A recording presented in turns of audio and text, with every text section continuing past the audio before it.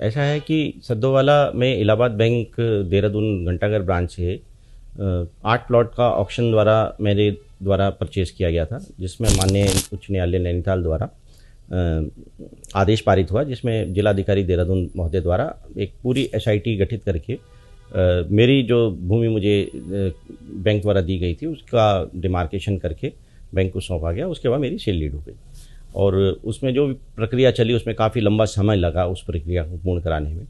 उसके बाद ये जो ज़मीन जहाँ पे सद्दोवाला में मेरी है, ये ज़मीन मेन चक्रोता रोड से नदी के रास्ते से एक आम रास्ता था जो हमारी ज़मीन तक आता था और आगे पीछे कोई और रास्ता था नहीं, चारों तरफ अन्य लोगों की ज़मीनें थी। अब लोगों द्वारा वहाँ पे मौके पे ज़मीनों को अपनी अपनी ज़मीनों की हदबंदी कर ली गई, तो मेरी ज़मीन पे आने जाने का रास्ता बंद हो गया।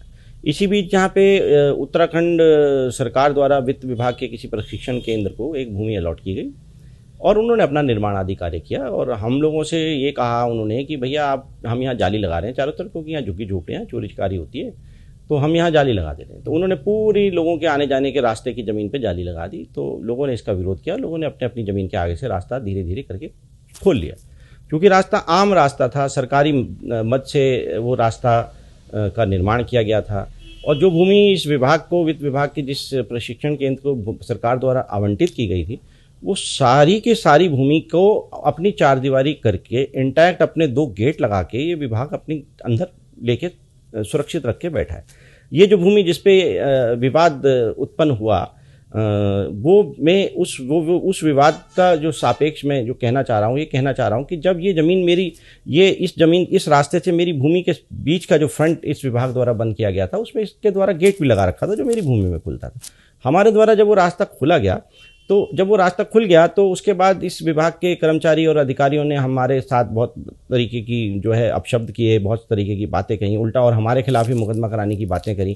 मतलब जो बातें थी उसको उल्टा सीधा बिना हमारी मर्जी के रिकॉर्डिंग करके पब्लिक भी उसको कर दिया। उसके बाद कार्रवाई चलती रही। अब जब रास्ता खुल गया तो मौके पे हमारे प्रार्थना पत्र पर तहसीलदार महोदय और थाना प्रेमनगर के अध्यक्ष मौके पे पहुंचे और विभाग के कर्मचारी अधिकारियों को उन्होंने निर्देशित किया कि भैया ये जब तक हम इस ज़मीन पे आने जाने के रास्ते का और जो भी दोनों पक्षों की जो ज़मीन के कागज़ हैं नहीं नाप लेते, तब तक यहाँ कोई दूसरा निर्माण आदि कार्य नहीं होगा। अब परसों या उस संबंधित दिन पर ये विभाग द्वारा वहाँ निर्माण कार्य आदि शुरू कर दिया गया। मेरे पास सूचना आई तो मैं मौके पे अपने स्कूटर से पहुँच गया। जब मैं वहाँ पहुँचा अकेला, तो जब मैं वहाँ मौके पे पहुँचा तो वहाँ 30-40 आदमी और 10-15 लेबर वहाँ लगातार कार्रवाई कर रहे थे और इस विभाग के बहुत सारे अधिकारी, कर्मचारी, गार्ड सब वहाँ खड़े थे। मेरे द्वारा उनको बोला गया कि भाई ऐसा ना करिए, क्योंकि ये मामला अभी इसकी पैरवी नहीं हुई है, ये तय नहीं हुआ है कि ये भूमि का रास्ता है नहीं है, तो आप थोड़ा इंतजार कर लीजिए जब तक कोई रिपोर्ट नहीं आती। तो वो सारे कर्मचारी अधिकारी बहुत आग बबूला हो गए। मेरे पर अनेक तरीके से उन्होंने मुझे धमकाया, मेरे को मारने का प्रयास किया, मुझे गिराने का प्रयास किया। उसके बाद क्या हुआ कि पुलिस आ गई। जब पुलिस आई तो उन लोगों का जो रवैया पुलिस के साथ भी अशोभनीय था, पुलिस के साथ भी बड़ी अभद्र भाषा में वो सब बातें कर रहे थे वहाँ पर। इसके बाद क्या हुआ कि अब वहाँ पे पहुँचे इस विभाग के एक अधिकारी, जिनका नाम अब मुझे पता चला कि अरुणेंद्र चौहान जी हैं, जो बता रहे हैं अपर वित्त सचिव भी हैं और इस प्रशिक्षण केंद्र के वो शायद डायरेक्टर हैं। और उन्होंने आते ही पुलिस अधिकारी के साथ बहुत अपशब्द और अप्रिय भाषा में ऊंचा नीचा बोलना शुरू किया, उस पर एलिगेशन उल्टे सीधे लगाए और मुझसे बोला कि तेरी पगड़ी उतार के तुझे धरती में गाड़ दूंगा, तू जैसा कहता है, तूने रिवाल्वर दिखाई, ये करा वो करा, मैं तुझे जेल भेज दूंगा, तेरा ये कर दूंगा, तेरा वो कर दूंगा, ऐसा कह के वो मतलब बातचीत करते रहे। अब बातचीत जब वो करते रहे तो मैंने उनसे कहा भाई साहब आप इस तरीके से क्यों बात कर रहे हैं, तो एकदम से मेरे ऊपर आग बबूला हो गए और उन्होंने मेरे पर जो है थप्पड़ मारने के लिए, हाथ उठाने के लिए, मेरे पे हमला करने के लिए प्रेरित हुए। ऐसा वो जो वीडियो सोशल मीडिया पे चल रही है, आप लोग सब उसे देख रहे होंगे।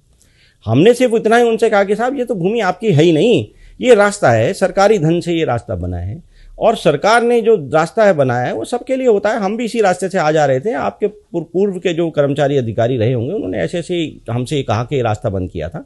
अब हम अपनी ज़मीन पे जाने का रास्ता खोल रहे हैं, हम आपके विभाग के अंदर नहीं आए, आपके विभाग की किसी चारदीवारी के अंदर नहीं आए, आप इस तरीके की भाषा इतने बड़े अधिकारी हो के हमसे क्यों कर रहे हैं। उन्होंने मेरे ऊपर बहुत तरीके का मतलब दबाव बनाया कि तेरी ज़मीन सरकार में डाल दूंगा, ये कर दूंगा, वो कर दूंगा, तेरी ज़मीन के सारे कागज़ मेरे पास हैं, ऐसा कहते वो अपने विभाग के अंदर चले गए। अब जब ये सब चीज़ें हुई तो मेरे को पिछले कुछ समय से लगभग 2 साल से हम लगातार अधिकारियों को अपने पत्र अपना निवेदन वगैरह कर रहे हैं, जिसमें हम ये कह रहे हैं कि भाई ये रास्ता आम है, हमारा जाने आने का रास्ता इस विभाग द्वारा जाली लगा के बंद किया गया, इसे खोल दिया जाए।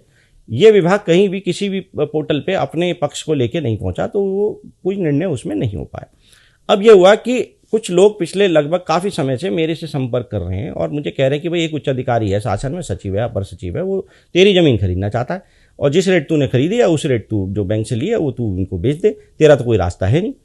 अब मेरे एकदम से संज्ञान आया कि अरे ये तो वही व्यक्ति है, इसका मतलब इसका क्या इंटरेस्ट है, आप ही बताइए। कोई शासन स्तर पे अपर सचिव लेवल का व्यक्ति जो कह रहा है कि मैंने मुख्यमंत्रियों के साथ काम किया है, मैंने सरकार चलाई है, उत्तराखंड चलाया है, इन पहाड़ के लोगों को मतलब मैंने जो है कैसा तरीका है पहाड़ के, मतलब इस तरीके की शब्दावली का वहाँ मतलब पहाड़ के शब्द लोगों के लिए भी बड़ा अप्रिय शब्द का इस्तेमाल वो कर रहा था कि मैंने ऐसा करा, मैंने वैसा करा, मैंने ये करा, मैंने वो करा।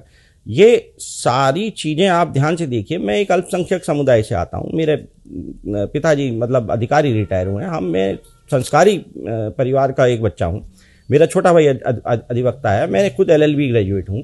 अब ये बताइए आप मुझे कि आप कोई व्यक्ति अकेला वहाँ पहुंचा, मैं कैसे कोई चीज़ का कब्जा कर लूँगा? कब्जा किसका करूँ? एक आम रास्ता है, मेरे घर के आगे वो रास्ता जा रहा है, क्या मैं अपना दरवाज़ा नहीं खोलूँगा उस रास्ते पे? क्या कोई भी सरकार का अधिकारी कर्मचारी उत्तराखंड शासन के अंदर इस तरीके की प्रक्रिया कर सकता है? ऐसी कोई प्रक्रिया कभी कहीं हुई है? आज तक नहीं हुई, आज तक कभी ऐसा संज्ञान नहीं आया। और ये सरकार, ये मेरी अपनी सरकार है, मैं इस सरकार का एक कट्टर समर्थक।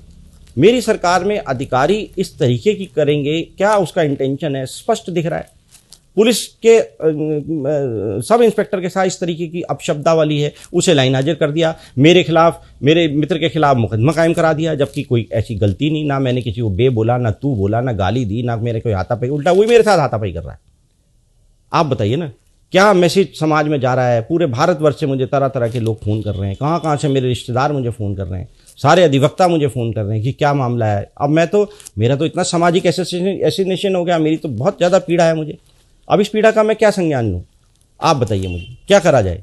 एक ऐसा आदमी जिसका कोई ऐसा रसूख नहीं है, इस शासन के एक मतलब वर्किंग अधिकारी, जो इतना बड़े स्तर का अधिकारी, उससे कैसे